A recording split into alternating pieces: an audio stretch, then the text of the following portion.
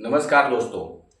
क्या आपको पता है कि मंगल अपना राशि परिवर्तन करने जा रहे हैं और मंगल का राशि परिवर्तन करने से समस्त 12 राशियों को किस प्रकार से लाभ और हानि उठानी पड़ेगी या किस प्रकार से फल प्राप्त होगा। तो आज हम इस पर विशेष जानकारी लेकर के आए हैं। अगर आप हमारे चैनल पर पहली बार आए हैं तो चैनल को सब्सक्राइब कर लेना। ये चैनल पूर्ण रूप से निःशुल्क है। चलिए शुरुआत करते हैं। यह हमने जनमान चक्र बनाया है जिसमें आज पूर्ण रूप से हम ये जानेंगे कि मंगल किस स्थान पर जा रहा है और कौन सी राशि के लिए कितना प्रभावशील होगा, कौन सी वो राशियां हैं जिनके लिए शुभ सूचक होगा और कौन सी राशियां हैं जिनके लिए अशुभ होगा। तो विशेष करके मंगल का राशि परिवर्तन यानी मंगल वर्तमान राशि को छोड़ करके और अग्रिम राशि में प्रवेश करेंगे। जैसे वर्तमान राशि में मंगल इस समय वृष राशि पर चल रहे हैं। अब मंगल जो है 2 अगस्त को वृष राशि को छोड़ करके मिथुन राशि में जाएंगे, जिसकी अवधि है कि 18 सितंबर तक मंगल मिथुन राशि में ही रहेंगे। उसके बाद कर्क राशि में प्रवेश करेंगे। जैसे जैसे मंगल की यात्रा बढ़ेगी उसी अनुसार ग्रहों का जो प्रभाव है वह राशियों को प्राप्त होता चला जाएगा। तो कुंडली में मंगल 12 भाव में से किसी भी भाव में विराजमान होते हैं तो उनके लिए विशेष करके ऐसी परिस्थिति बनती है कि जहां मंगल बैठते हैं वहां से जिस स्थान को देख रहे हैं उस स्थान के फल प्राप्त कराते हैं। तो वह फल किस प्रकार से देखा जाएगा। जैसे यहां हम बात कर रहे हैं मीन राशि की। अगर आपकी राशि मीन है तो आपके लिए यह चक्र पूर्ण रूप से समझना चाहिए, क्योंकि यहाँ पर मंगल का संबंध हमारे स्वास्थ्य से है। ध्यान देना, मंगल जब भी परिवर्तन करते हैं तो विशेष करके कुछ ना कुछ दे करके जाते हैं, लेते नहीं हैं। और आपने देखा होगा कि किसान जाकर के मिट्टी में अपने अन्न को छोड़ देता है, बो देता है और उसके बाद वही धरनी उस थोड़े से अन्न को बहुत सारे अन्न के रूप में किसान को भेंट कर देती है। तो मंगल भूमि के पुत्र हैं, अर्थात उनका स्वभाव है कि वह ज्यादा किसी को नुकसान नहीं पहुंचाते और हानि तो मान के चलिए ना के बराबर है पर उन्नति बहुत ज्यादा देते हैं। जिस व्यक्ति का मंगल अगर कहा जाता है उच्च का हो जाए, ऐसा व्यक्ति अपने जीवन में विशेष लाभ और विशेष उन्नति को प्राप्त हो जाता है। बात कर रहे हैं मीन राशि की। तो मीन राशि अगर आपकी लग्न में लिखी हुई है, मंगल इस स्थान पर आपके बैठे हुए हैं, तो आप भाग्यशाली हैं। एक चीज। दूसरी, अगर आपके मंगल यहाँ पर चौथे स्थान पर मंगल है तो भी आप भाग्यशाली हैं। अगर आपकी कुंडली में मंगल आपके सप्तम स्थान पर है तो भी आप भाग्यशाली हैं। मंगल अगर आपकी कुंडली में अष्टम स्थान पर है तो भी आप भाग्यशाली हैं। मंगल अगर आपकी कुंडली में 12वें स्थान पर है तब भी आप भाग्यशाली हैं। अब आपके मन में यह विचार आ रहा होगा कि जहां जहां हमने मंगल को बैठाया है यह सभी स्थान मांगलिक हैं, यानी इन स्थानों पर मंगल अगर आएंगे तो वह कुंडली मांगलिक हो जाएगी। इसमें कहीं से कोई शक नहीं है। पर आप विचार करना कि यहां पर अगर मंगल है, अब आपको सिर्फ इतना गिनना है अपनी कुंडली से, मंगल इस चक्र में 1 4 7 8 12 किसी भी स्थान पर मंगल बैठा हो, पर आप ये गिनना कि आपकी कुंडली में चंद्रमा से मंगल कितनी दूरी पर है। अगर चंद्रमा की दूरी का आपने मंगल का अनुमान कर लिया तो आपकी कुंडली की पूरी समस्या सुलझ जाएगी। जितना आप परिश्रम कर रहे हैं और आपके लिए कोई प्रॉफिट नहीं हो रही है, या आप जहां जहां पैसा लगा रहे हो पैसा डूबता चला जा रहा है, वो सारी चीजों की आपको सफलता प्राप्त हो जाएगी। जैसे अब अगर चंद्रमा यहां पर बैठा है तो यहां से आप गिनना 1 2 3 4 5 6 7 8, ये अष्टम स्थान आया चंद्रमा के अनुसार यहां पर, यानी राशि से अष्टम घर ये हो रहा है। ध्यान देना, राशि से अष्टम घर यहां पर हो रहा है क्योंकि चंद्रमा यहां पर बैठे हैं। मंगल आपका कहां पर है 1 2 3 4, मंगल आपके चौथे आ रहे हैं, चंद्रमा से चौथे मंगल आएंगे तो चौथे स्थान का मंगल विशेष प्रभावशील होता है, विशेष पराक्रम देने वाला होता है, विशेष बल देने वाला होता है। और कहा जाता है कि चौथे स्थान का मंगल उन सभी नेगेटिव चीजों को हटा देता है जो व्यक्ति के मार्ग को अवरोध कर रही हैं, इतना प्रभावशील है। दूसरे जिनका मान के चलिए जॉब इत्यादि की कोशिश कर रहे हैं, उन लोगों के लिए भी सफलता सुनिश्चित है, दे देगा, क्योंकि दृष्टि बहुत नजदीक की है, स्पष्ट रूप से सब कुछ साफ साफ दिखाई देता है। तो ये एक चीज है। ये दूसरी चीज है, 4 के बाद 4, 5, 6, 7, 8। अब 8वीं दृष्टि पे यहाँ नहीं है, पर यहाँ से सप्तम दृष्टि पर चंद्रमा से मंगल को देखा जा रहा है। तो ये स्थिति यहाँ पर विशेष हो जाएगी, क्योंकि यह स्थान मंगल यहाँ पर विराजमान है और यहाँ पर भूमि भी है भैया, भूमि भी है, मकान भी है, वाहन भी है। तो ये चीजें तो मंगल की ही है। और जिस स्थान पर मंगल की वस्तुएं रखी हैं, अगर उदाहरण तौर पर आप विचार कर लीजिएगा, जहां पर आपने अपनी गाड़ी खड़ी की है, तो आपको जब गाड़ी लेना है तो आप सीधा वहां पर पहुंच जाते हैं, ये गाड़ी हमारी है। और उसमें अगर कोई टूट फूट हुई है तो आप उस पर भी विवाद करते हैं कि भाई हमने सुरक्षित गाड़ी रखी थी, इस पर तोड़ फोड़ कैसे हो गई। तो वह अपना संरक्षण रखते हैं। तो वही चीज मंगल का है। मंगल जो चीजें मंगल के सानिध्यता में वहां पर देनी है मंगल को, मंगल उस पर पूर्ण दृष्टि रखते हैं और पूर्ण रूप से उसको प्रदान कर देते हैं। तो ये चीजें यहाँ पर विशेष रहेंगी।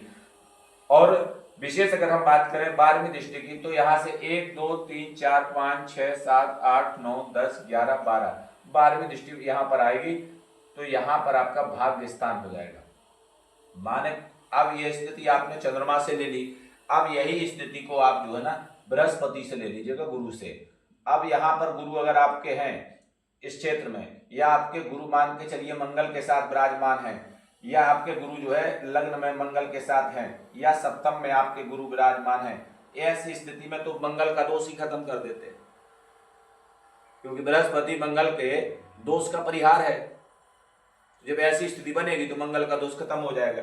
अच्छा, रही बात अगर मांगलिक कुंडली की, तो मित्रों मांगलिक कुंडली में सिर्फ स्थिति यह है कि जैसे हम वैवाहिक जीवन में देखते हैं, वैवाहिक जीवन में कन्या और वर का जो है कन्या और वर दोनों का प्लस पॉइंट होना चाहिए।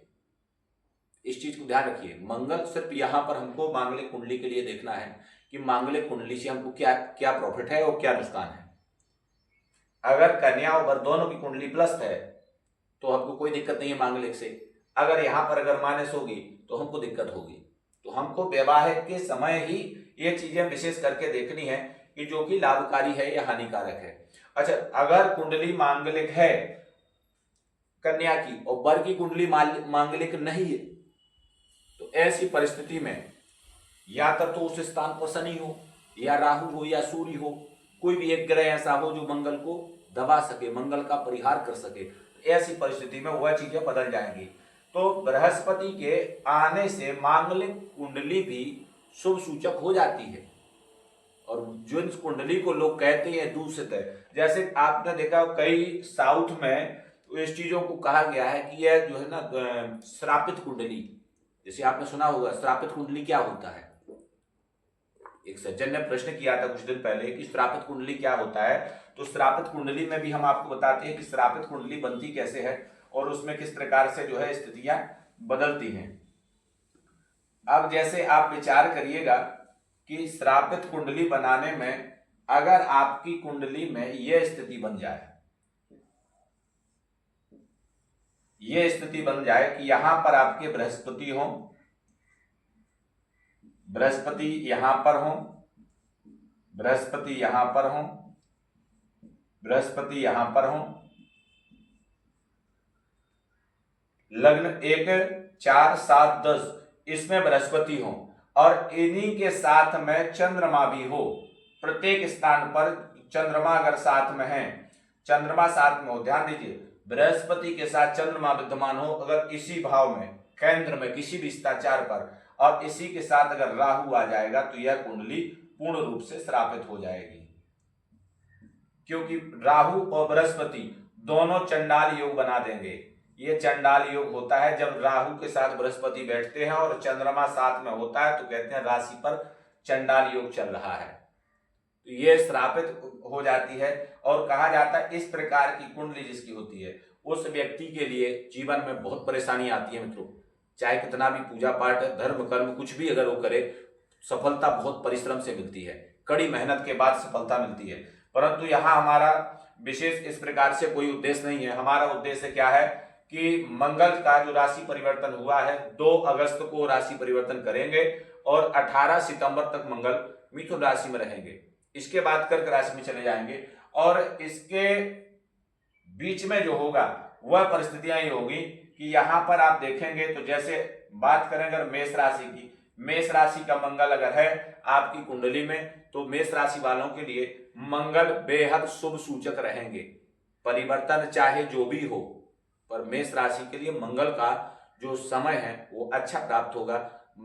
चाहे वैवाहिक जीवन की बात कर लीजिए, चाहे स्वास्थ्य की कर लीजिए, चाहे एजुकेशन में कर लीजिए, किसी प्रकार से आप देखेंगे मंगल सपोर्ट करेगा मेष राशि के लिए। वही बात करें अगर हम वृष राशि की, वृष राशि की बात करें, शुक्र की राशि और मंगल अगर मान के चलिए वृष राशि पर आएंगे तो वृष राशि को त्याग करके मंगल जो है मिथुन में जा रहे हैं, उस स्थान को छोड़ करके जा रहे हैं। तो वृष राशि वालों की जो भी योजनाएं हैं या जो बीच के भाव हैं या जो व्यवस्थाएं हैं जो अधूरी रह गई हैं उनको पूरी कराने का पूरा प्रयास करेंगे। यानी आपके मन में कोई प्रकार का विचार चल रहा है तो वह विचार पूरा होगा, परंतु लेन देन में थोड़ा सावधानी रखना। सितंबर तक का महीना लेन देन के हिसाब से ठीक नहीं रहेगा। एक चीज मिथुन राशि की बात करें तो मिथुन राशि के लिए मंगल एक बेहद प्रभावशील स्थिति में रहेंगे। जिन लोगों की मिथुन राशि होगी उनके लिए क्रोध पर विशेष नियंत्रण रखना पड़ेगा, संयम रखना पड़ेगा, क्योंकि इस बीच में आपकी कुंडली में या आपके मस्तिष्क में एक नई ऊर्जा का संचार होगा जो आपको बात बात पर क्रोध लाएगा, पारिवारिक तनाव बढ़ेगा, लड़ाई झगड़ों की स्थिति बनेगी, पर इनकम के स्रोत बहुत अच्छे होंगे, स्वास्थ्य अच्छा रहेगा, ये सारी चीजें सही रहेंगी। बस क्रोध पर नियंत्रण रखना तो सारी चीजें आपकी बहुत अच्छे से बीतेंगी। वही बात करें अगर कर्क राशि की तो कर्क राशि का विशेष करके है कि कर्क राशि पर मंगल का बेहद शुभ सूचक प्रभाव प्राप्त होगा, परंतु अब स्थितियां ये देखना कि कर्क राशि में अगर लग्न में मंगल है या फिर किस भाव में मंगल है तो उस हिसाब से आपके लिए विशेष है। परंतु जिस हिसाब से हम आपको राशि चक्र के अनुसार बता रहे हैं तो यहाँ पर मंगल का कर्क राशि वालों के लिए शुभ आशीर्वाद प्राप्त हो जाएगा। यानी मन कितना भी चंचल है, अगर किसी से प्रेम करते हैं तो जो बात कहना है उसको कह दीजिए, समय व्यर्थ मत करिए, क्योंकि जो समय बीत जाएगा लौट कर नहीं आएगा और यह समय आपके लिए शुभ आ गया है तो आपके लिए रहेगा। सिंह राशि वालों के लिए, सिंह राशि जिन लोगों की भी है उनके लिए स्वास्थ्य से लेकर रोजगार हो गया, आर्थिक व्यवस्था हो गई, सभी चीजों में लाभ करेगा। कन्या राशि की बात करें तो कन्या राशि वालों के लिए थोड़ा सा समय सावधानी से रखना है, अपने ही आपको धोखा देने का पूरा प्रयास करेंगे। वही बात करें अगर तुला राशि की तो तुला राशि वालों के लिए 18 सितंबर तक हर प्रकार से सावधान रहना है। जो भी परिस्थिति बने उसको सावधान रखिए। नेक्स्ट वीडियो के देखने के लिए चैनल को सब्सक्राइब करिए।